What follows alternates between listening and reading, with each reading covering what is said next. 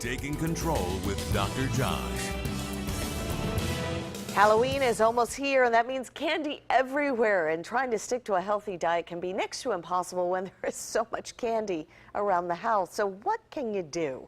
Joining us today with some tips on staying in control is UAB psychologist Dr. Josh Claypo. Thanks so much for being here. Sure, Gina. It is so true that kids bring in all this candy. You've got candy to give out. Yep. What do you do? Well, here's a scary thing, to use a pun. I mean, this is really the kickoff to the holiday season if you think about it from a eating standpoint. And for a lot of people, it starts with Halloween, slides through Thanksgiving, and the next thing you know, you've been gorging yourself by the beginning of the new year. So it's not realistic to think that you're not going to eat any candy, but you do need a kind of a game plan to stay in control. Okay, so how do you create this game plan? What do you suggest? Well, part of the reason that I wanted to do this segment early, a little bit early, is tip number one. If you haven't bought your candy yet, don't. Why? Because the longer that it's in your house before Thanksgiving, the greater the chance that you're going to open that bag and you're going to start sampling before before Halloween. I was with you. That's right. I eat at Thanksgiving too.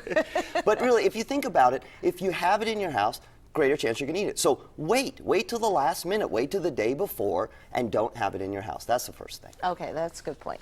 Now you say there are also some steps you can do to create this plan. Yes, and one of them is sort of psychological, and that is, as absurd as this may sound, set a candy limit. Commit to yourself, once that candy's in the house, how much am I going to eat? Am I going to eat 2 pieces a day? Am I going to eat 2 pieces a day for 3 weeks? What is it going to be? Because that way you have what I call a psychological anchor, something that you can go back to emotionally and psychologically when the candy's in the house. Set a limit. Try to get your family to set a limit too. Yeah, especially the kids, because kids will kill it.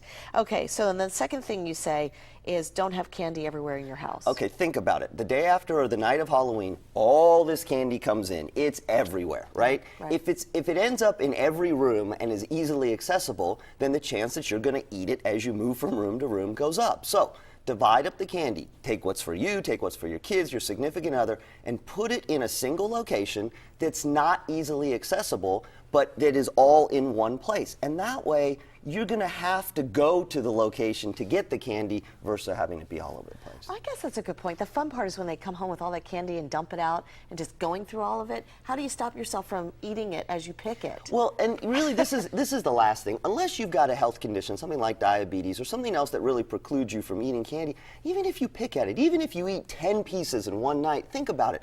The implications there are not huge. I mean, you may not feel so good, but you're not going to gain a ton of weight. You're not going to ruin your health by one night. The key is, how are you going to manage it once it's in the house over the next several weeks? And that's what all these tips are going to help you do. All right, very good advice. I think I'm going to give my candy to Stephen and have him hide it somewhere. Perfect idea. That's a good Gina. idea. All right, Stephen.